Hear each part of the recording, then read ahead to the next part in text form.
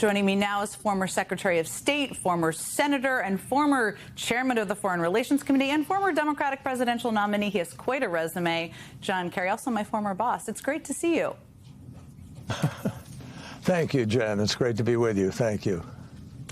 So you have not said a lot publicly since this war began. It was one of the reasons I was so looking forward to speaking with you and hearing what you had to say. But just 36 hours before this war started, you debated another Secretary of State, Mike Pompeo, at a university in Florida. And here's what you said, which you remember, but just for everybody watching. If you push them too hard into a corner, if you drop the bombs before there's a decision to be made, it is entirely possible these folks who are masters of asymmetrical warfare may just say, to hell with them. Tell us what you meant by that. Well, I meant that there are unforeseen options available to Iran, which they've been able to play enormously effectively. But the most, Jen, genuinely, what's missing from this discussion is the reality that this is a war that absolutely, positively did not have to take place. And so we're here where we are today with the global economy threatened, with massive amount of dislocation, with people dying, innocent civilians, so forth. I mean, we're witnessing the results of moving too rapidly without making the diplomatic measures necessary. Now, a number of years ago, when President Obama decided that we were going to try to resolve this problem in a peaceful way, we took 4 years. And we secured an agreement that is the strongest nuclear agreement on the planet, strongest since the 1950s and 60s. We have enormous ability not to trust, but to verify. So the tragedy of a president coming in after the United States did not fully keep its own side of the agreement of lifting all the sanctions, you wound up with now a situation where you have killed the father, killed the wife, killed the brother. The Ayatollah, we are told, the new one is tougher, more conservative, and now the bombing has taken place, and entire Iranian society and region have been really put under, extraordinary tension. So, where do you go from here? The Straits of Hormuz are now in the control of Iran, which they weren't in the same way before this started. So we've wound up after these weeks of war, and we have made the distrust much greater. We've made it much harder to find a way forward. We've complicated the global economy. People, average folks in our country are paying so much more now for goods, and that inflation will continue. Even if the war ended tomorrow, that will continue for a period of time. So we, by any standard of how you measure good diplomacy, good leadership, leading a nation in a time of war, this administration has been haphazard, sloppy, putting out maybe a 10-point plan. Oh, no, there's a 15-point plan. Oh, no, nobody can admit exactly what's in either plan. That is not the way you lead the most powerful military on the planet. I have so many follow-up questions to ask you about. Let me just start with this. I mean, we're at this point, there's a direct line, to your point, between Donald Trump ripping up the JCPOA back in 2018 and where we are today. And now where we are is a ceasefire has fallen apart, and there's a U.S. delegation led by the vice president that's going to be headed to Pakistan to attempt to negotiate, I guess, an off-ramp. But the question I have for you, you've sat across from the Iranians, perhaps more than anyone else at the cabinet level. When they go into these negotiations, the Iranians, to your point, are in a much different posture now. They're controlling the strait. They have much more leverage. Is their posture going to be to hell with them, or what do you expect?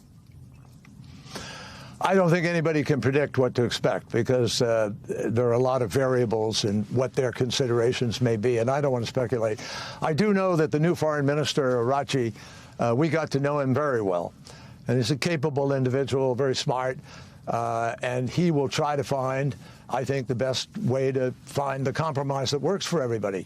We have to all understand now there will be some kind of compromise if there is to be a negotiated settlement. And that compromise is going to have to recognize that Iran believes it lived by the agreement. And so what we wound up with is a situation where they now believe you can't trust the United States because President Trump came along and just pulled out of the agreement. And he pulled out of the agreement, Jen, without making a bona fide effort over a period of time to try to change the dynamics. He didn't put ideas on the table. He didn't bring the teams together. If he had things that he really disagreed with, he had an ability to be able to try to change those. And he always had time to be able to bomb if that's what he ultimately wanted to do, or if that's ultimately what Prime Minister Netanyahu persuaded him to do. The fact is that here you had an ability over a number of years, because of the very stringent components of the agreement that was put together. So I think, we're going to have to overcome a massive credibility gap, and we're going to have to resolve the Straits of Hormuz, because I don't see how President Trump or how anybody leaves those straits to be controlled by Iran, which they were not before we began this war. Ships were passing freely through the international waters in that passage. So here we are, worse off than we were before, and we're going to have to hope that those negotiations in Pakistan can really produce something. I really do hope, because this is a very dangerous moment. In addition to, of course, the Iranians and negotiating with them and all of your experience there, you've probably sat across the table from Prime Minister Netanyahu more than almost anyone else out there. And he and Israel are, of course, big factors here. There's been recent reporting, you probably saw in the New York Times, that Netanyahu was taken into the situation where he basically pitched Trump on attacking Iran. Were you ever a part of any conversations like that? I know he's made that pitches to past administrations. Were you ever a part of that? And were you surprised that he was able to convince Trump to do this? Well, I was part of any number of conversations with Prime Minister Netanyahu, conversations that took place in other countries. Pitching the U.S. to strike Iran. Yes, he wanted us to strike. He came to President Obama. He made a presentation to ask to strike. President Obama refused. President Biden refused. President Bush refused. The only president who has agreed to this, obviously, is President Trump. And it's really interesting. I read that article. It was a very good one. I mean, it seemed like good reporting. And they said that he went around the room and asked everybody their opinions, obviously. Prime Minister Netanyahu made a basically 4-point pitch saying that, they could kill the leadership, they could incite a change of regime, et cetera. They would destroy the military, et cetera. Well, they've obviously hurt the military enormously. They have probably sunk. I mean, most of the Navy is gone. Yeah, our guys are good. And let me be clear about this. Those of us who are, opposed to this war starting the way that it did and starting at all, don't have a doubt about the strength of the American military and our capacity to be able to do absolutely remarkable things, and I am in awe of them. But the fact is that there was no imminent threat. There just wasn't an imminent threat. And even the administration spent months telling us they have obliterated the entire program. So on the one hand, they obliterate the program, and the next hand, they're telling you one day on a Saturday, oh, by the way, there's an imminent nuclear threat.